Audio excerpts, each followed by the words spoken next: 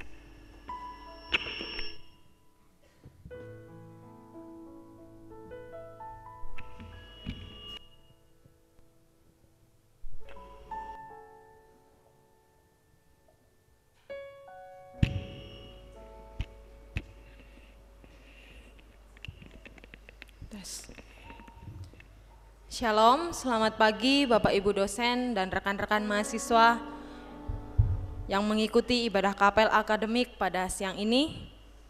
Sebelum memulai ibadah kapel akademik siang ini, ada beberapa hal yang perlu kita perhatikan bersama-sama. Untuk ibadah kapel pada hari Selasa tanggal 24 Oktober 2023, worship leader akan dilayani oleh Saudari Marisa. Dirijen adalah Saudari Elisa Da Costa, pemain musik Saudara Yotam, dengan pembicara Dr. Hari Sudarma. Untuk petugas doa pagi, tanggal 24 Oktober 2023, worship leader akan dilayani oleh Saudari John Silva. Untuk pembicara Pendeta Thompson dengan tema Kasih yang Sempurna. Kita akan memulai ibadah kapel akademik pada siang hari ini. Mari kita bersatu di dalam doa. Bapa di surga, kami mengucap syukur untuk penyertaan Tuhan, kasih Tuhan yang boleh kami rasakan sampai saat ini Tuhan. Kami akan mulai ibadah kapel akademik pada siang ini. Tuhan memberkati dari awal sampai akhir. Tuhan memberkati setiap kami. Biarlah setiap puji-pujian yang kami naikkan boleh berkenan di hadapan Tuhan. Terima kasih Bapa, hanya di dalam nama-Mu kami berdoa dan bersyukur. Amin. Kita akan persiapkan diri kita untuk mengikuti kapel akademik siang hari ini yang akan dilayani oleh Pendeta Thompson MTH dengan tema Yesus Kristus adalah Tuhan. Sebelumnya kita mau datang kepada Tuhan. Kita mau mengucap syukur atas kasih Tuhan, atas pengorbanan Yesus di kayu salib menjadi juru selamat kita. Kita menyanyikan pujian harapanku.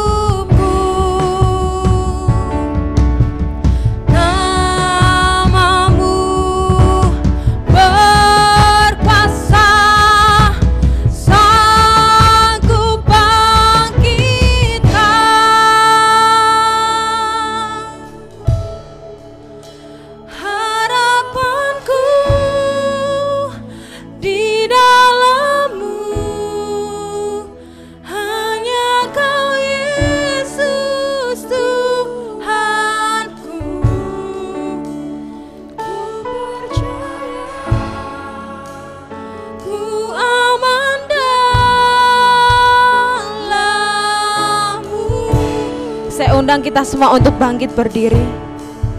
Kita mau naikkan pujian ini dari awal. Kasih-Mu, karya-Mu nyata dalamku. Kau pegang hidupku dalam tangan-Mu. Darah-Mu, salib-Mu tebus hidupku. Nama-Mu berkuasa, sanggup bangkitkan.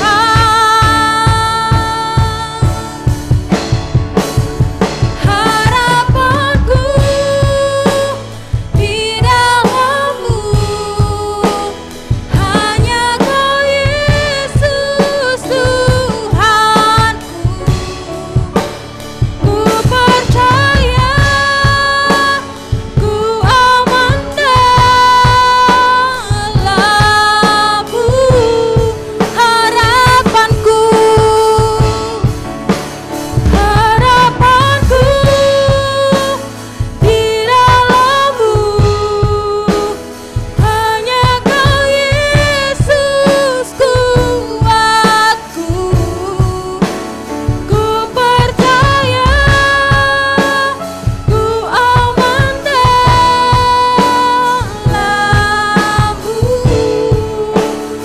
Katakan harapanku, harapanku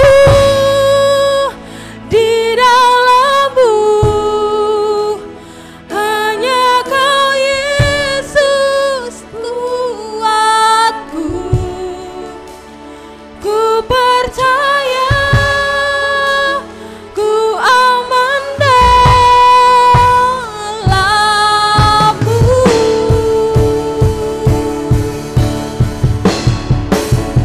Harapanku di dalam-Mu,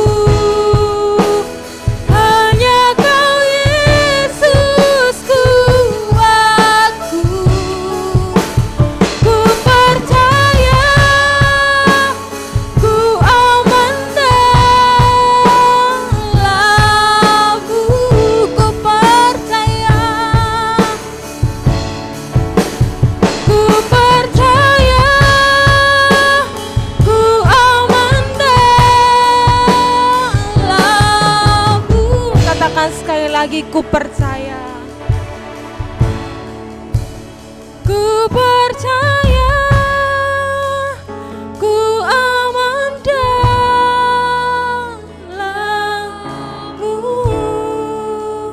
Kepada Pendeta Thompson dipersilakan.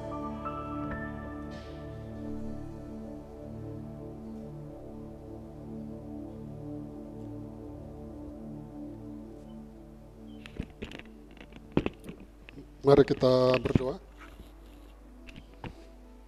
Bapa, bersyukur di pagi menjelang siang ini karena kasih setia-Mu di dalam hidup kami. Kami boleh bersama menikmati ibadah kapel. Kami percaya Tuhan, Engkau yang boleh menyertai kami, dan sebentar kami akan mendengarkan firman-Mu. Biarlah kuasa Roh Kudus yang urapi hamba-Mu, dan kami boleh diberkati oleh kebenaran firman. Terpujilah nama Tuhan, dalam nama Yesus Kristus kami berdoa dan bersyukur. Haleluya, amin. Shalom Bapak Ibu Saudara. Mari kita membuka Yohanes 1. Saya rindu merefleksikan kembali apa yang sudah disampaikan oleh Bapak Ketua, yang sudah sangat memberkati kita pada awal-awal semester. Yohanes 1 ayat 1 sampai ayat yang ke-17, kita baca silih berganti. Yohanes 1 ayat 1 sampai 17. Pada mulanya adalah firman, firman itu bersama-sama dengan Allah, dan firman itu adalah Allah. Segala sesuatu dijadikan oleh Dia, dan tanpa Dia tidak ada suatu pun yang telah jadi dari segala yang telah dijadikan.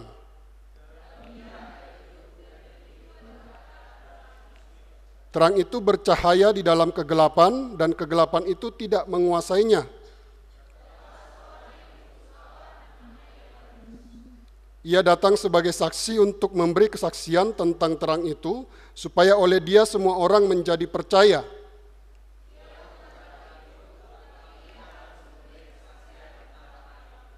Terang yang sesungguhnya yang menerangi setiap orang sedang datang ke dalam dunia.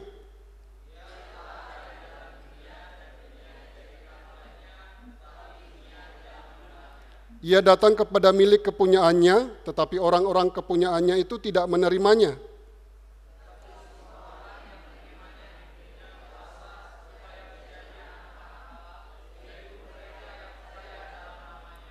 Orang-orang yang diperanakkan bukan dari darah atau dari daging, bukan pula secara jasmani oleh keinginan seorang laki-laki, melainkan dari Allah.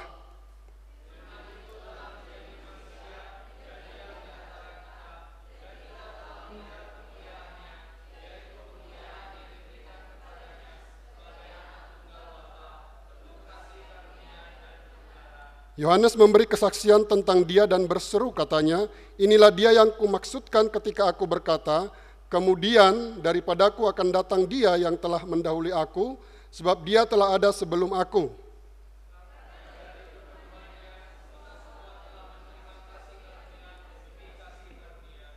Sebab hukum Taurat diberikan oleh Musa, tetapi kasih karunia dan kebenaran datang oleh Yesus Kristus.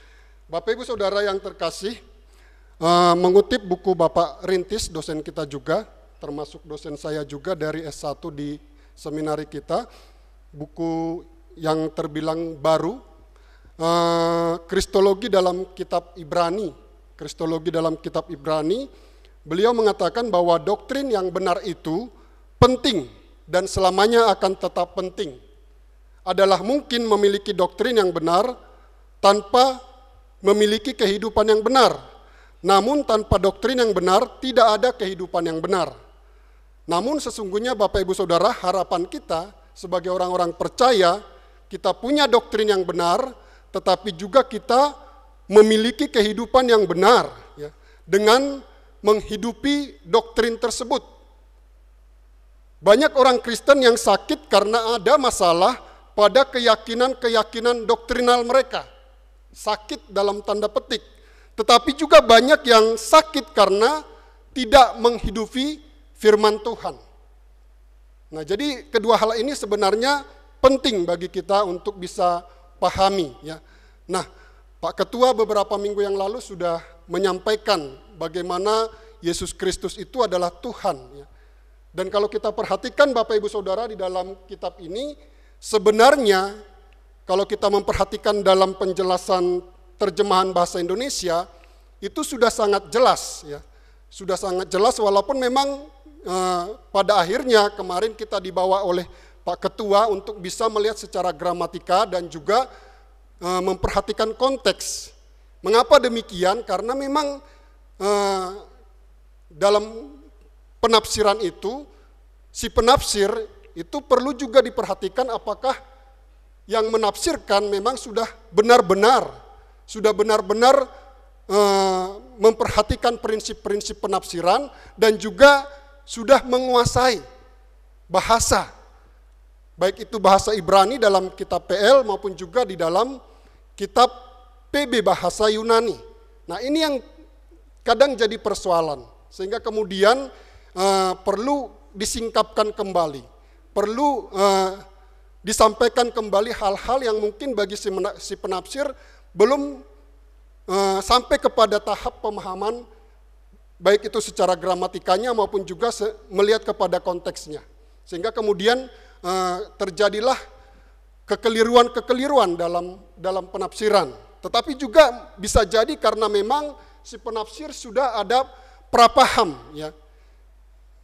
Jadi pada prinsipnya tidak meyakini, tidak mempercayai kalau Yesus itu adalah Tuhan. Nah, ini yang jadi persoalan juga. Nah, Bapak Ibu Saudara yang terkasih di dalam Tuhan, Kalau kita melihat di dalam buku Berkhof itu, dalam beberapa kasus, nama Tuhan itu hanya digunakan sebagai bentuk panggilan yang sopan, panggilan yang hormat. Tetapi juga nama Tuhan merupakan pernyataan tentang kepemilikan ataupun juga kekuasaan.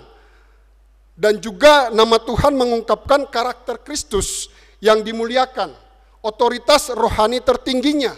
Dan secara praktis nama tersebut setara dengan nama Allah.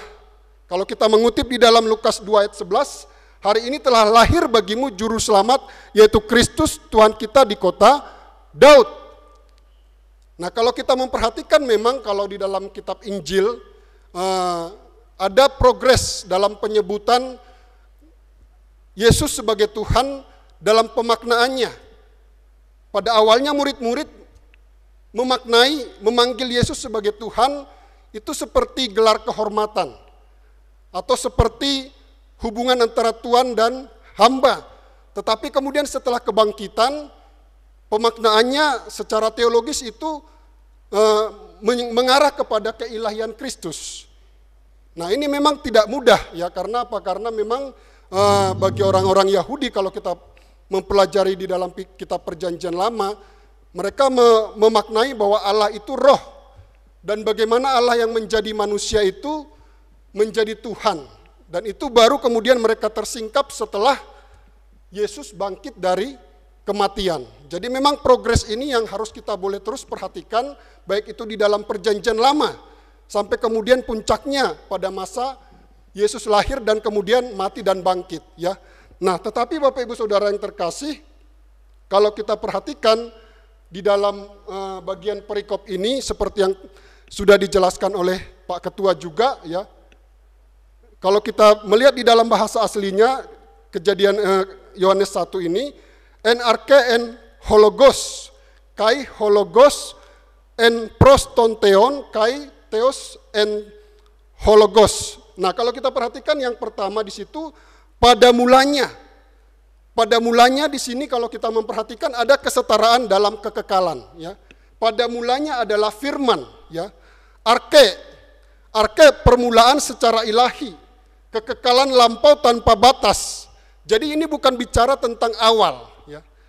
Seakan-akan firman itu diciptakan dulu baru kemudian langit diciptakan, bukan seperti itu. Jadi firman itu tidak diciptakan karena apa? Pada mulanya, sejak mulanya sudah ada. Jadi penciptaan itu sudah, pencipta itu tidak diciptakan, ya. Hanya ciptaan yang diciptakan. Dan kalau kita perhatikan di dalam Mika pasal 5, permulaannya sudah sejak purbakala, sejak dahulu kala. Nah, purbakala dalam bahasa Ibraninya olam, ya. Kekekalan.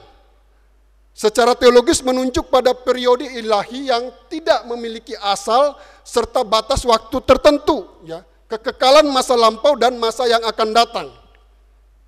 Alfa dan Omega. Jadi tidak punya keterbatasan atau selama-lamanya. Kalau dalam bahasa dalam Septuaginta dikatakan aion. Ia sudah ada sebelum Abraham ada. Sebelum Abraham jadi, aku telah ada.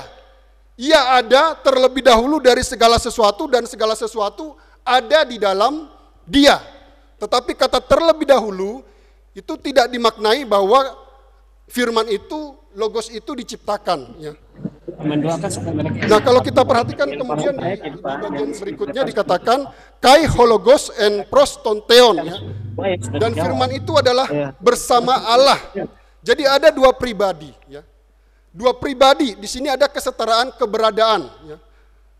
Jadi bersama-sama dengan Allah sudah ada dan hidup bersama-sama pada masa lampau yang tidak terbatas, yaitu dalam kekekalan sebelum dunia dijadikan. Nah, jadi kalau ciptaan, kalau logos itu bukan Tuhan, dia tidak mungkin bisa bersama-sama sejak semula, pada mulanya dalam kekekalan dengan Allah. Karena apa? Karena ciptaan harus diciptakan dulu. Sementara pencipta itu sudah sejak masa lampau, masa kekekalan, sampai nanti masa yang akan datang, karena dia bukan diciptakan. Jadi kalau logos Yesus itu adalah ciptaan, jadi dalam kekekalan dia tidak akan pernah ada bersama-sama dengan Allah. Kecuali kalau seperti malaikat ya diciptakan terlebih dahulu, tetapi tidak sejak awal, tidak pada mulanya. Karena ciptaan, bukan pencipta. Nah, Yesus tidak menyebut bahwa Allah adalah firman itu, atau firman merupakan salah satu sebutan untuk Allah. Tetapi dia katakan bahwa dia firman yang sudah berada dengan Allah Bapa sejak semula adalah Allah. Dan kalau firman logos itu bersama-sama dengan Allah dalam kekekalan pada mulanya, dan firman logos itu adalah Allah, maka firman logos itu adalah pribadi. Ya. Jadi bukan logos dimaknai seperti yang sering ditemukan di dalam perjanjian baru. Ya. Ada kata, ucapan, pesan, ide. Tetapi di dalam Yohanes ini kita bisa melihat bahwa logos adalah pribadi. Karena apa? Karena dia bersama-sama dengan Allah. Dan dikatakan firman itu adalah Allah. Ya. Nah, di dalam Filipi 2 ayat 6 dikatakan Yesus menegaskan bahwa ia sendiri adalah Allah yang setara dengan Bapa. Yang walaupun dalam rupa Allah tidak menganggap kesetaraan dengan Allah itu sebagai milik yang harus dipertahankan. Aku dan Bapa adalah satu. Kita adalah satu. Yohanes 17 ayat 22. Di dalam dialah berdiam secara jasmania seluruh kepenuhan Allah. Kolose 2 ayat 9. Dalam Yohanes 9 ayat 5 Yesus disebut sebagai Bapa yang kekal. Dan di dalam Yohanes 14 ayat 9, barang siapa telah melihat aku, ia telah melihat Bapa. Jadi kalau Yesus hanya ciptaan, bagaimana bisa dengan melihat ciptaan kita telah melihat Bapa? Nah, agar melalui peristiwa firman menjadi manusia, Allah betul-betul dapat mewahyukan dirinya sendiri, maka tidak boleh merupakan sesuatu yang asing dari Allah itu sendiri, melainkan harus termasuk hakikat Allah sendiri. Ini berarti peristiwa firman yang menjadi manusia termasuk hakikat Allah sendiri. Ya. Jadi tidak bisa sesuatu yang lain. Ciptaan itu sesuatu yang lain. Tidak sehakikat dengan Allah, ya. Berbeda. Nah, Pak Ketua sudah menjelaskan secara gramatika, saya juga kutip itu, saya jadikan sebagai pembelajaran, ya. Nah, yang kedua kalau kita lihat pekerjaannya, ya, segala sesuatu dijadikan oleh Dia. Tanpa Dia tidak ada suatu pun yang telah terjadi dari segala yang telah dijadikan. Tanpa Dia, segala sesuatu diciptakan melalui logos. Logos yang bersama-sama dengan Allah itu adalah pencipta, bukan ciptaan. Segala sesuatu diciptakan oleh Dia. Bagaimana bisa pencipta mencipta segala sesuatu? Jadi pada mulanya ada bersama-sama dengan Allah dan segala sesuatu diciptakan oleh Dia. Dan Bapak Ibu Saudara pasti sudah belajar juga, teman-teman di sini juga ada kata kita di situ, tidak perlu saya jelaskan. Pak Ketua juga kemarin sudah menjelaskan di dalam Kejadian 1 ayat 22. Tetapi yang perlu kita perhatikan bahwa dalam pekerjaannya Dialah yang menciptakan segala sesuatu. Ibrani 1 ayat 2 mengatakan oleh Dia Allah telah menjadikan alam semesta. Kolose 1 ayat 16-17, karena di dalam Dialah telah diciptakan segala sesuatu yang ada di sorga dan yang ada di bumi, yang kelihatan dan yang tidak kelihatan, baik singgasana maupun kerajaan, baik pemerintahan maupun penguasa, segala sesuatu diciptakan oleh Dia dan untuk Dia. Ia ada terlebih dahulu dari segala sesuatu dan segala sesuatu ada di dalam Dia. Dan yang terakhir, kuasa. Firman Tuhan dikatakan, tetapi semua orang yang menerimanya diberinya kuasa supaya menjadi anak-anak Allah, yaitu mereka yang percaya dalam namanya. Yohanes 1 ayat 12. Berkuasa mengampuni dosa, berkuasa memberikan hidup yang kekal. Karena di dalam Dia ada hidup dan hidup itu adalah terang manusia. Yesus memberi kuasa kepada murid-muridnya untuk mengusir roh-roh jahat. Sama seperti Bapa membangkitkan orang-orang mati dan menghidupkannya, demikian juga Anak menghidupkan barang siapa yang dikehendakinya. Yohanes 5 ayat 21. Ia berkuasa membangkitkan orang mati. Lazarus contohnya juga. Dia juga maha hadir. Dia maha tahu. Dia maha kuasa. Ia menerima penyembahan. Orang buta yang disembuhkan oleh Yesus menyembah dia. Dan dalam 2 Timotius 4 ayat 18 dikatakan, Paulus menunjuk Yesus sebagai Tuhan dan memberikan kemuliaan kepadanya. Jadi Bapak Ibu Saudara, kalau Yesus bukan Tuhan, hanya ciptaan yang katanya berhasil melewati ujian-ujian, sehingga ia layak disebut atau diberikan gelar juru selamat yang menyelamatkan manusia. Sama artinya bahwa bukan Allah yang berkorban bagi kita, tetapi yang berkorban adalah ciptaan yang setelah melewati ujian-ujian, sehingga kemudian dia layak diberikan gelar juru selamat. Tetapi tetaplah dia adalah ciptaan, bukan Allah. Nah, jika demikian firman Tuhan dalam Yohanes 3 ayat 16, ini terbantahkan. Jadi tidak benar begitu besar kasih Allah akan dunia, sebab yang diutusnya bukan anaknya yang tunggal, melainkan ciptaan sama seperti kita, yang berhasil melewati ujian lalu kemudian diberikan kapasitas sebagai juru selamat, sebagai Tuhan. Ya. Jadi jika Yesus ciptaan, maka jelas dia tidak memiliki sifat Allah. Ya. Jadi kalau kita perhatikan Bapak Ibu Saudara yang terkasih, secara harafiah, ya, secara tertulis pun sudah begitu jelas. Ya. Karena satu dengan yang lain, ayat firman Tuhan ini saling terkait dan saling menguatkan satu dengan yang lain, menekankan bahwa firman itu adalah, Logos itu adalah firman yang menjadi manusia, ya ada bersama-sama dengan Allah, dua pribadi yang berbeda, dan dia menciptakan segala sesuatu. Karena apa? Karena dia punya kekuasaan, dia maha kuasa.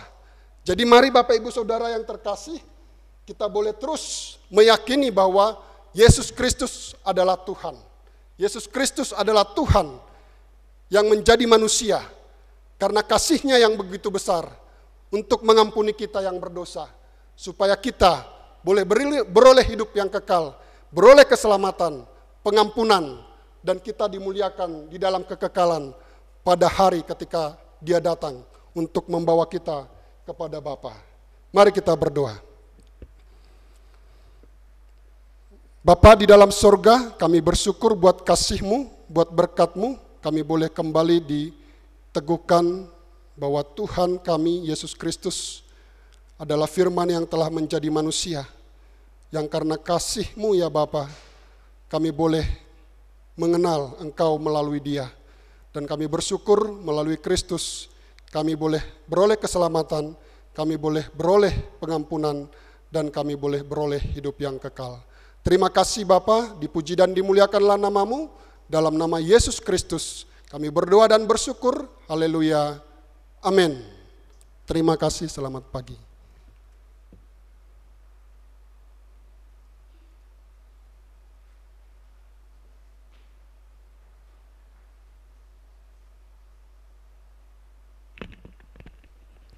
Terima kasih firman Tuhan yang telah disampaikan, biarlah boleh memberkati kita semua. Saat ini kita akan bersama-sama menyanyikan Mars STBI. Saya mengajak kita semua untuk bangkit berdiri. Dengan kasih, Saudari Maresa boleh menolong untuk memimpin.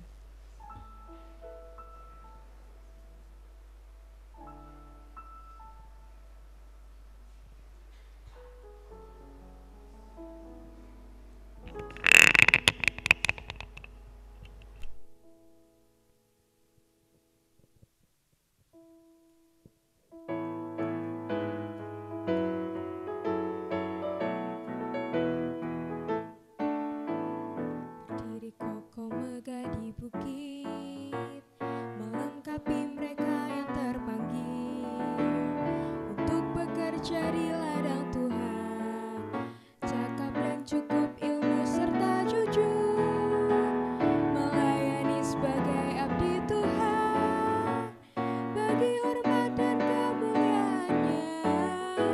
STBI melengkapi hambanya untuk siap memberitakan Injil-Nya. Beritakanlah Injil Tuhan sampai ke ujung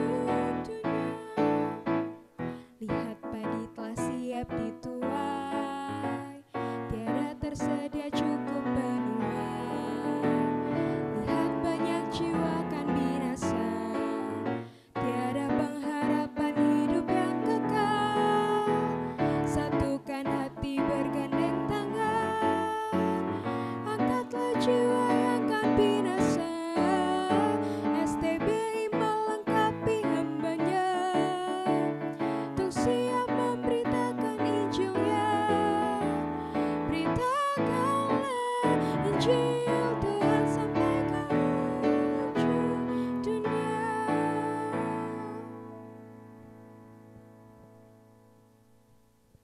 Terima kasih, silakan duduk kembali. Saat ini kita akan bersama-sama mendengarkan sosialisasi visi misi, tujuan dan strategi STT Baptis Indonesia oleh Dr. Robinson Rimun, dipersilakan.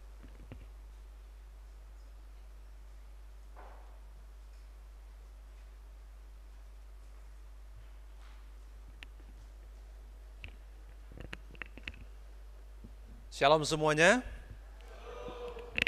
Nah saudara, sebagai bagian dari satu institusi pendidikan yang ada di Indonesia dan juga dalam rangka untuk peningkatan mutu pendidikan dan juga pengembangan pelaksanaan Tridharma Perguruan Tinggi, salah satu kegiatan dari STT kita adalah terus mensosialisasikan VMTS yang dimiliki oleh institusi kita.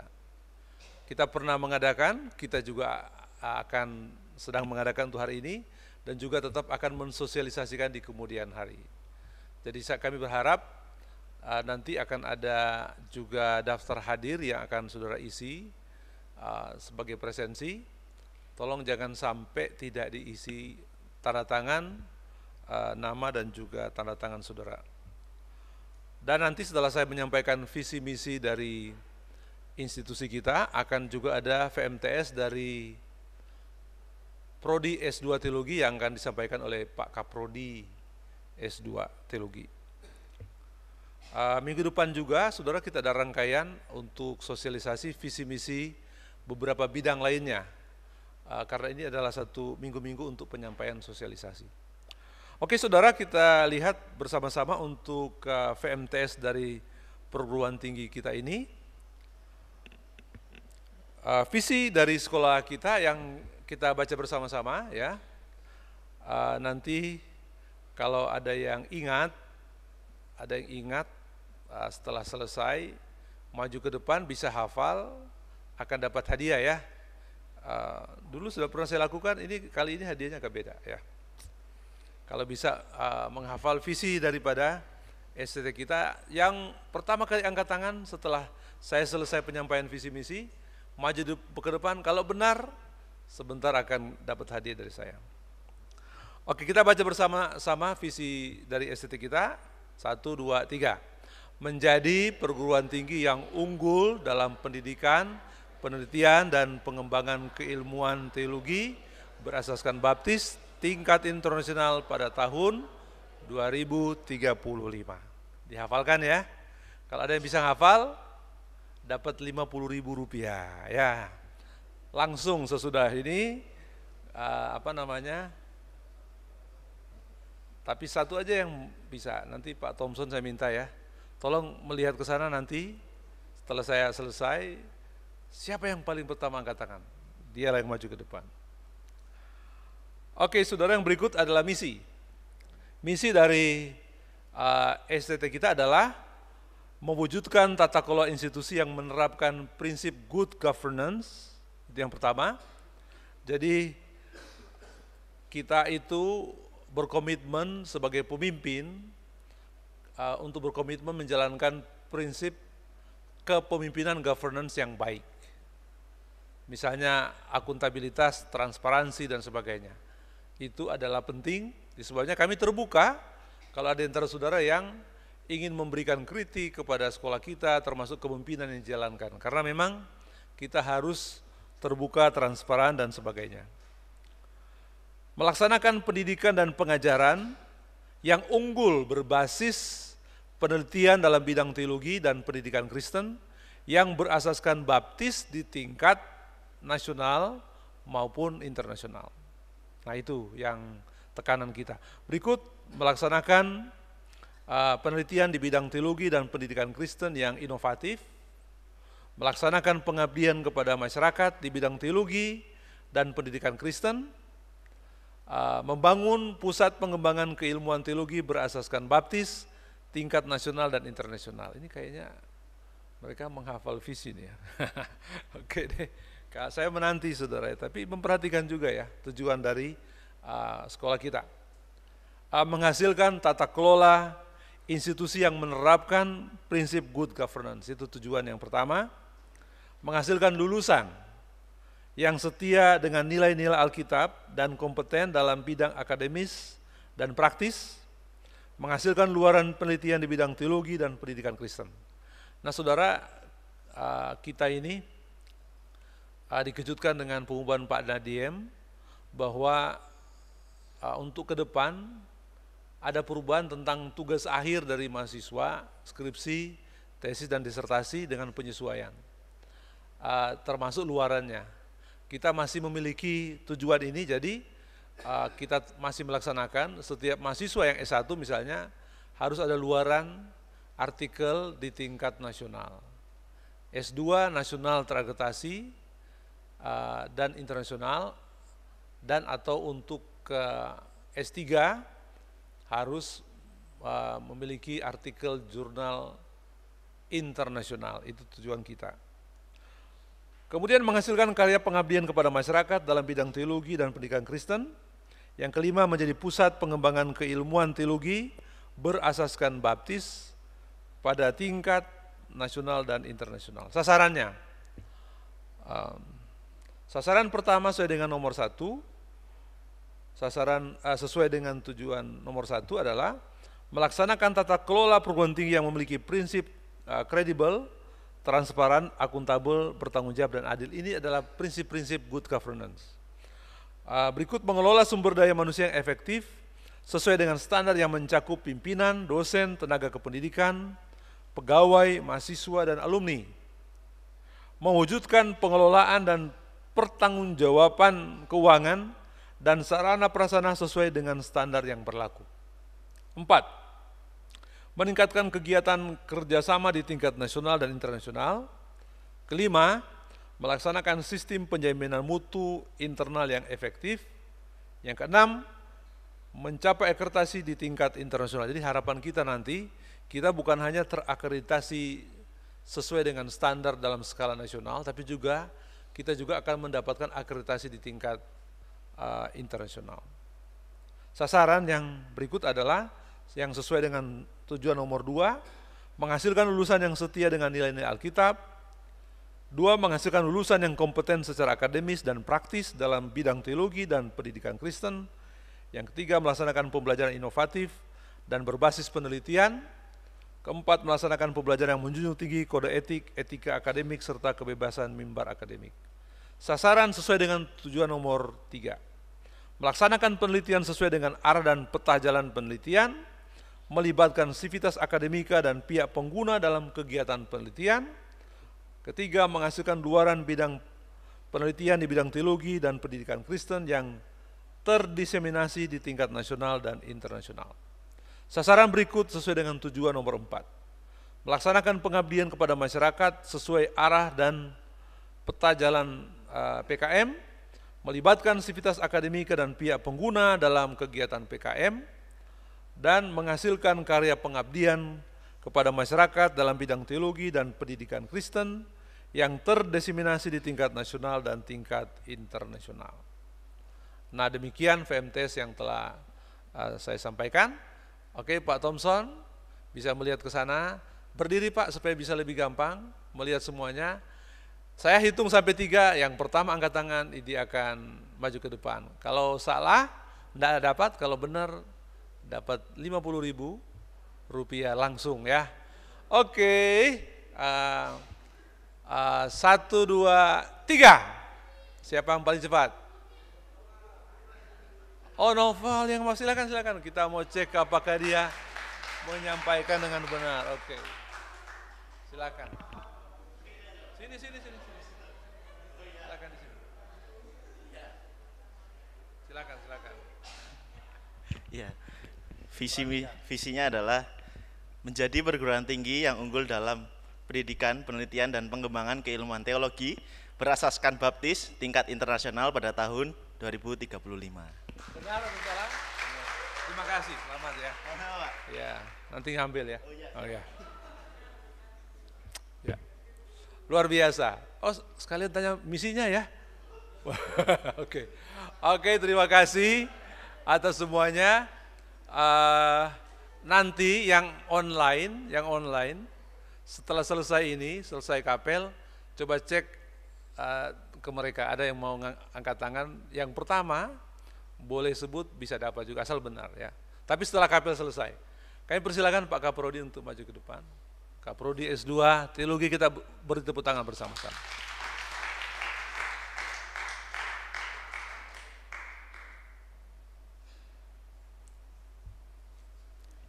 Selamat pagi semuanya. Kepada para mahasiswa program studi Stratum 2 Teologi yang sedang mengikuti secara virtual, silahkan membuka kamera supaya admin bisa memfoto kalian di kesempatan online kapel akademik pada hari ini. Saudara sekalian, baik yang secara onsite di kapel STBI kita maupun yang online, ada pepatah yang kalian mesti mengingat. Oleh karena tidak kenal, maka tidak sayang. Nah, akibatnya saudara sampai sekarang masih jomblo kan? Iya, itu. Ya, kalian harus berkenalan dengan baik ya, kenal nama ya, kenal wajah, kenal kepribadian, kesamaan visi, kesamaan pergumulan. Ya, dengan iman dah, kalau Tuhan mengizinkan di mezbah Allah, semuanya akan menjadi suatu kenyataan ya. Sekolah kita di program studi S2 Teologi juga punya VMTS, visi, misi, tujuan, sasaran. Nah, saudara harus mengenal ya, mengenal, sayang, sampai klop nanti wisuda dengan prestasi apa yang diinginkan, ya minimal dengan predikat baik, sangat baik, hingga mendapatkan pujian. Nah, kalau istilah yang lama itu cum laude,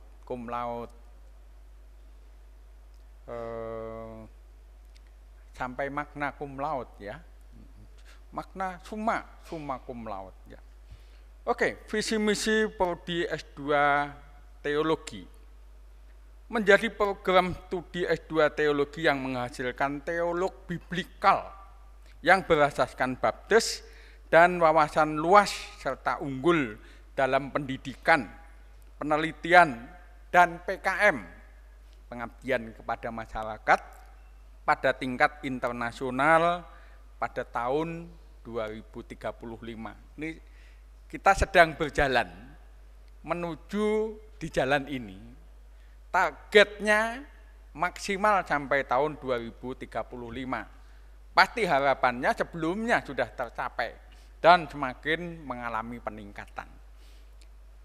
Misinya, menyelenggarakan pendidikan S2 Teologi yang berfokus pada pemahaman mendalam tentang teologi biblika dan berasaskan baptis yang didukung oleh kurikulum yang inovatif serta menggunakan metode pengajaran yang modern dan efektif, yang pertama. Yang kedua, melaksanakan penelitian teologi yang berfokus pada pemahaman mendalam teologi biblika, berasaskan baptis dan berkontribusi pada perkembangan pengetahuan global. Yang ketiga, mengembangkan pengetahuan teologis dengan kebutuhan masyarakat lokal dan global yang diintegrasikan dan dilaksanakan dalam proyek pengabdian kepada masyarakat atau PKM yang relevan dan berkelanjutan. Misi yang keempat, membangun kemitraan yang kuat dan kokoh dengan masyarakat, gereja dan lembaga, serta organisasi keagamaan di seluruh dunia untuk mendukung pertukaran pengetahuan dan pengembangan teologi biblika berasaskan baptis.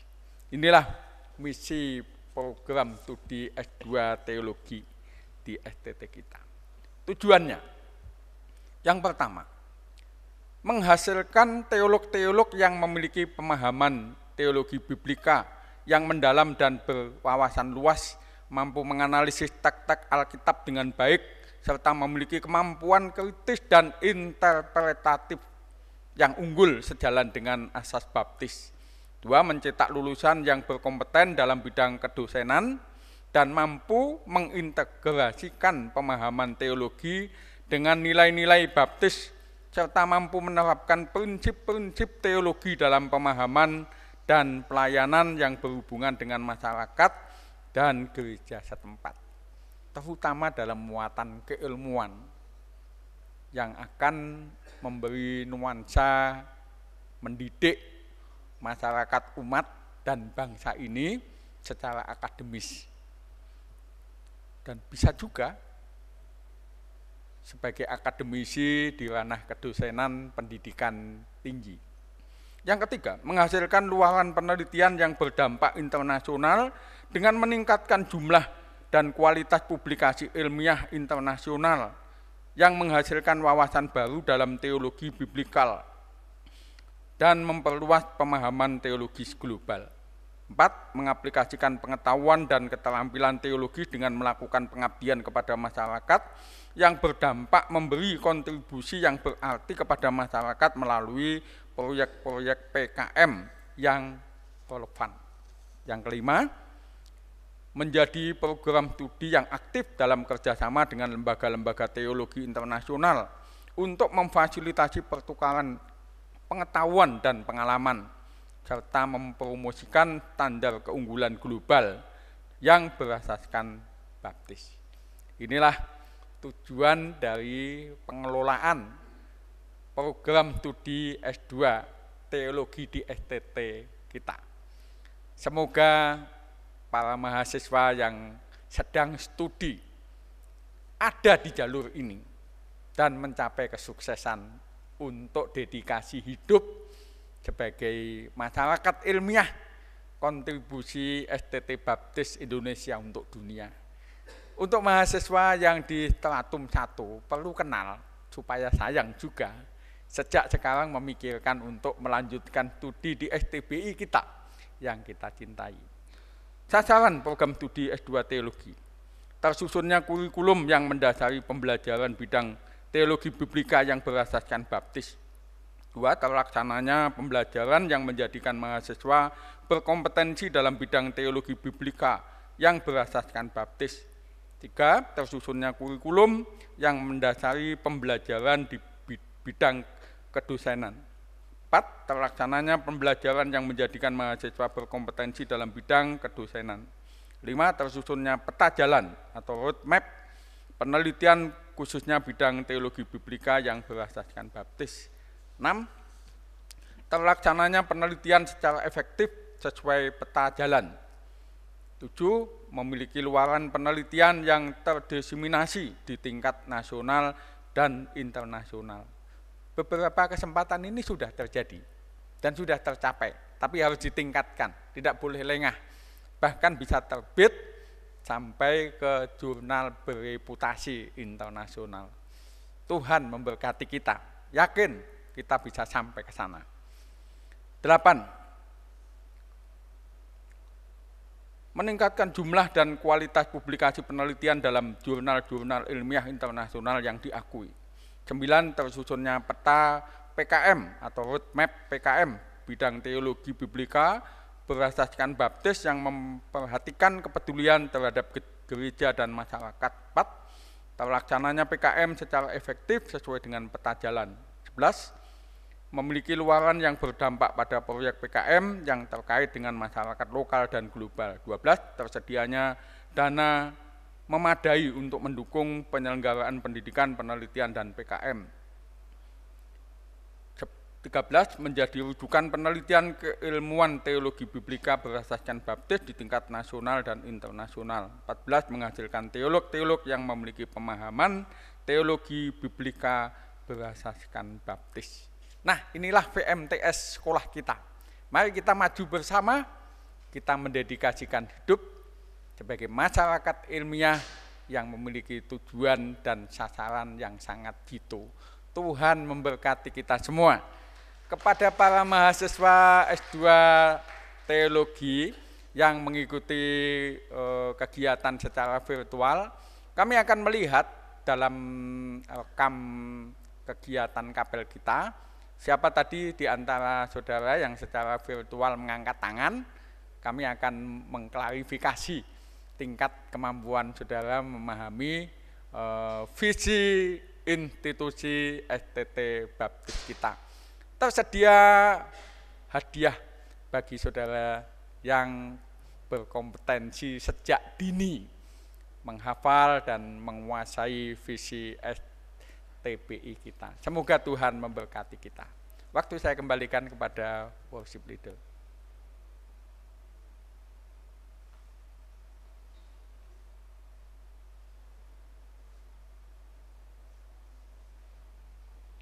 Terima kasih untuk sosialisasi yang telah disampaikan. Kita akan bersama-sama mengakhiri kapel akademik siang hari ini. Untuk doa pengutusan dan doa penutup, kembali Dr. Priyantoro Widodo dipersilakan untuk memimpin dalam doa.